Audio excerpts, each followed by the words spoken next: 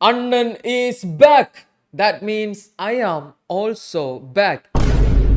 സംഭവം എന്താണെന്നറിയോ, it's been like 30 days ഞാൻ ഈ ചാനലിൽ പോസ്റ്റ് ചെയ്തിട്ട് എനിക്ക് ചെറിയൊരു പനി വന്ന് 6-7 ദിവസം ഞാൻ കിടപ്പിലായി. ഓക്കെ, ആ സമയത്ത് തന്നെ ചുമ വന്ന് പണ്ടാറടങ്ങി എൻ്റെ വോയിസില്ലേ അടിച്ചു പോയി.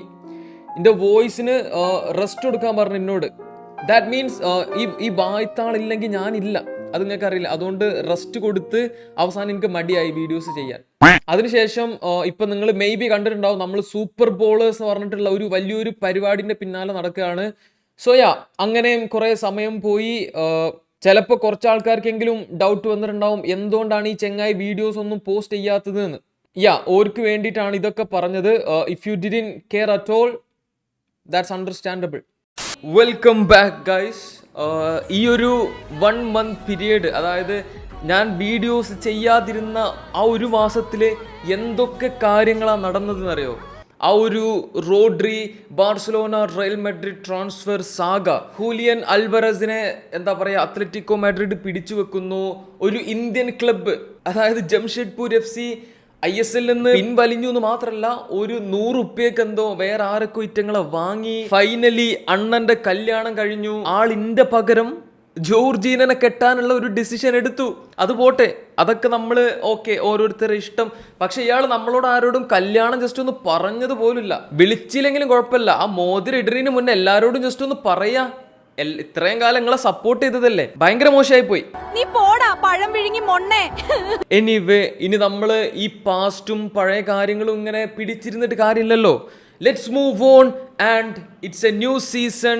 നമുക്ക് പ്രസന്റിലെ കുറച്ച് കാര്യങ്ങളെ കുറിച്ചിട്ട് സംസാരിക്കാം. ന്യൂ സീസൺ ആൻഡ് ഫുട്ബോളിലെ ബെസ്റ്റ് ലീഗ്സ് ഒക്കെ സ്റ്റാർട്ട് ചെയ്തിട്ടുണ്ട്. The best of the best Saudi pro league is also back.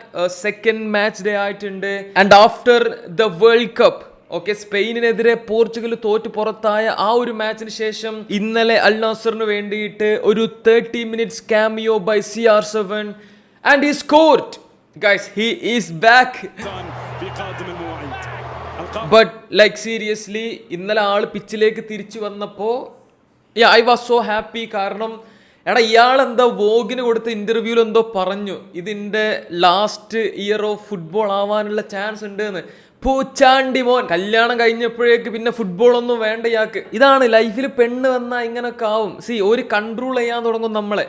Anyway, all jokes aside, 1 year maybe 2 years ഇയാൾക്കിനി എന്തെങ്കിലുമൊക്കെ ഒരു മനം മാറ്റം വന്നാൽ അപ്പോൾ ഉള്ള സമയം പറ്റുന്നിടത്തോളം കാണുക, അല്ലാതെ ഇപ്പം എന്താ ചെയ്യുക. അൽ നാസറിനെ സംബന്ധിച്ച് അണ്ടർ ന്യൂ കോച്ച് അഞ്ചെ പോസ്റ്റ്കോഗ്ലു അത്രയും ഇംപ്രസീവ് ആയിട്ടുള്ള ഒരു സ്റ്റാർട്ടാണ്. 3 മാച്ചിൽ 11 ഗോൾ സ്കോർ. സൗദി പ്രോ ലീഗിലെ 2 മാച്ചിലും ക്ലീൻ ഷീറ്റോടെയുള്ള അത്രയും നല്ല വിജയം. ഇന്നലെ അൽ റിയാദിനെതിരെ 4-0 ഇവർ ജയിച്ചത്. അതിൽ തന്നെ ടീമിന്റെ ഓവറോൾ പെർഫോമൻസ് എല്ലാ ഡിപ്പാർട്ട്മെന്റ്സിലും ഓക്കെ അത്രയും നല്ല കൺസിസ്റ്റന്റ് ആയിട്ടുള്ള ഒരു പെർഫോമൻസ് ആയിരുന്നു ത്രൂ ഔട്ട് ദ ഗെയിം. നമ്മൾ ചിന്തിക്കേണ്ട ഒരു കാര്യം എന്താണെന്നറിയോ, ഇവർ കഴിഞ്ഞ വർഷം ചാമ്പ്യൻസ് ആയിട്ടാണ് വരുന്നത്. ആൻഡ് ഈ ഒരു പുതിയ സീസണിലേക്ക് ബാക്കിയുള്ള ക്ലബ്സ് ഒക്കെ കുറെ അധികം സൈനിങ്സും നല്ല അഡീഷൻസും നടത്തിയപ്പോൾ അൽ നാസറിന് സാമു കോസ്റ്റ എന്നുള്ള ഒരു മിഡ്ഫീൽഡറെ മാത്രമാണ് കിട്ടിയത്. ബ്രൊസോവിച്ച് പോവുകയും ചെയ്തു. കുറെ അധികം ഇഷ്യൂസിലാണ് അൽ നാസർ ഈ ഒരു സീസൺ സ്റ്റാർട്ട് ചെയ്തതെന്നുണ്ടെങ്കിലും it's a good start. And ഇനിയിപ്പോൾ ഞാൻ നല്ല കുറച്ച് കാര്യങ്ങൾ പറഞ്ഞതുകൊണ്ട് അടുത്ത മാച്ചിൽ ഇവർ പറയിപ്പിക്കാനുള്ള ചാൻസ് ഒക്കെ ഉണ്ട്.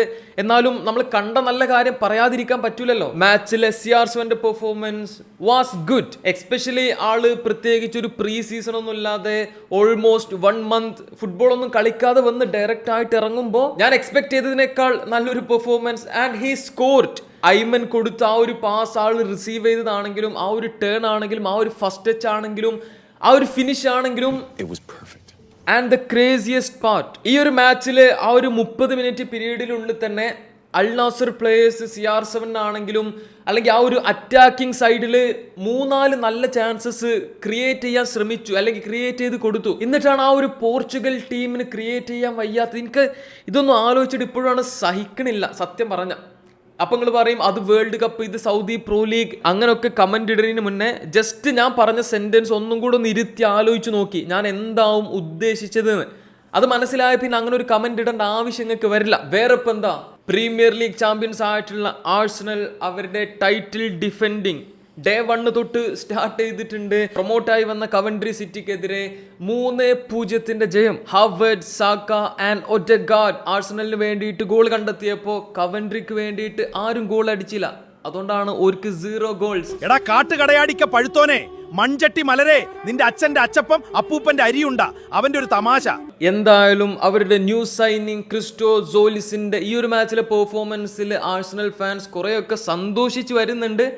ആ സന്തോഷം എത്ര നാൾ നീണ്ടു നിൽക്കും നമുക്ക് നോക്കാം. അത്രക്കുള്ളൂ. Bye by.